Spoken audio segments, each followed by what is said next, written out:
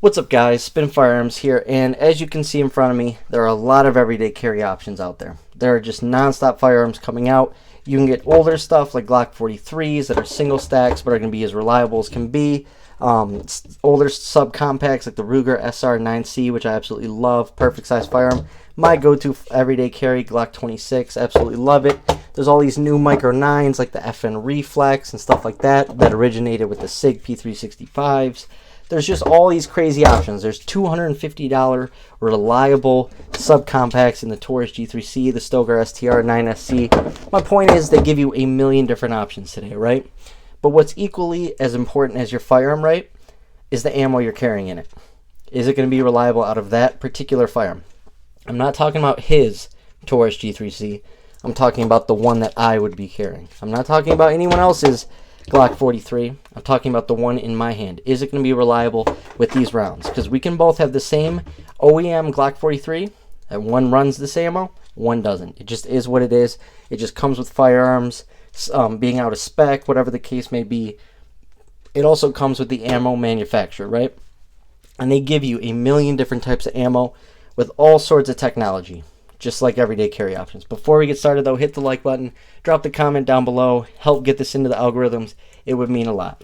I'm just going to show you a couple specialty defensive ammos that might be a great choice for you, why I carry them, and so on.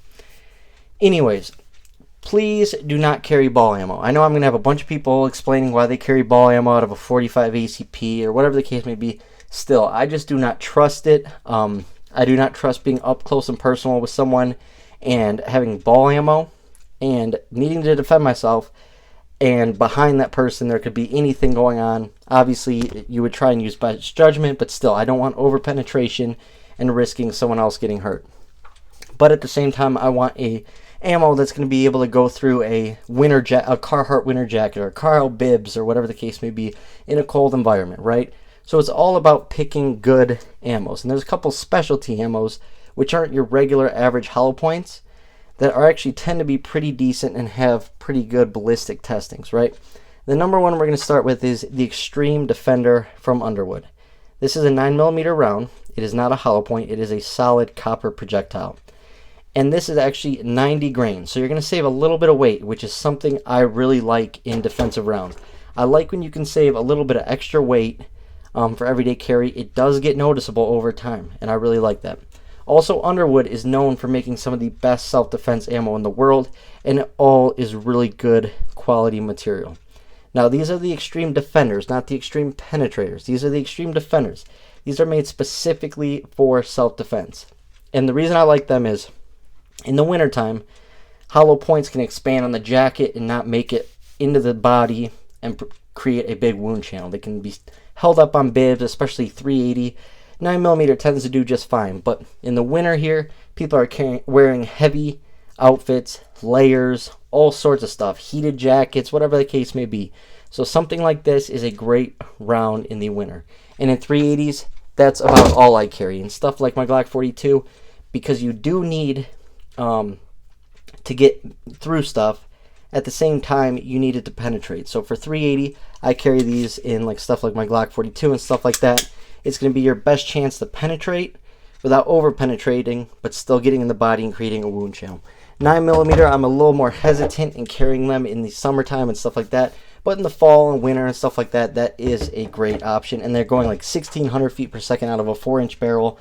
Crazy, crazy ballistics. Next up is something that a lot of people like. I've actually seen mixed reviews on the Fort Scott's munition, but what I really like about this round is it is very similar shape to a ball round, or a target ammo, and so that is huge for reliability, especially in something like 40, which tends to be a flat nose round.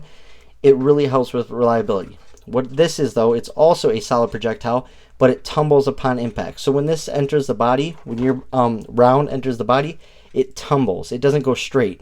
So obviously it's going to be slowing itself down while creating a big wound channel. I've actually seen some really great ballistics testing videos with this. And I was actually very surprised with it. I've ran out of my shield, and it's ran flawlessly, so I always keep these in one magazine for my Smith & Wesson shields. That just stays in my backpack. But a cool round, very awesome technology. Next up is my favorite self-defense round. for both winter, you know, for any season. This is year-round carry for me. I love Civil Liberty defense rounds. They are going to be a little more expensive, so it is going to be about $40 a box. So that can get pricey because I recommend that people run one box out of their self-defense firearm of the ammo they're carrying per month. So if you're going to carry Civil Liberty defense rounds, you know, in your Smith & Wesson M&P 40C, which that's what I carry. None of these have a round in the chamber, but that's what I carry in this. That's what you're going to carry. You need to test them out of that carry firearm once a month. And these are going 2,000 feet per second, I think, out of a 4-inch or 4.5-inch barrel. And they're only 60 grain for 40 Smith & Wesson. So you're saving a ton of weight all day long in that magazine. You may not think it makes a big difference. Load up, you know, 180 grain 40 Smith & Wesson, and then load up a full mag of 60 grain Civil Liberty defense rounds. You're going to notice a huge difference. On top of that, massive velocities on these. 357 SIG, I run these out of my shield. 2,300 feet per second out of a 4-inch or 4.5-inch barrel. Obviously, the shield's going to be smaller, but still, it's just going to be absolute crazy velocities. And they're really well-made defensive rounds. Like I said, and these are only 50 grain, I believe. Yes, these are only 50 grains. So these are saving a lot of weight for 357 SIG as well. These are absolutely awesome rounds. You can check that out right there. On top of that, the Civil Liberty defense rounds have 40% less recoil.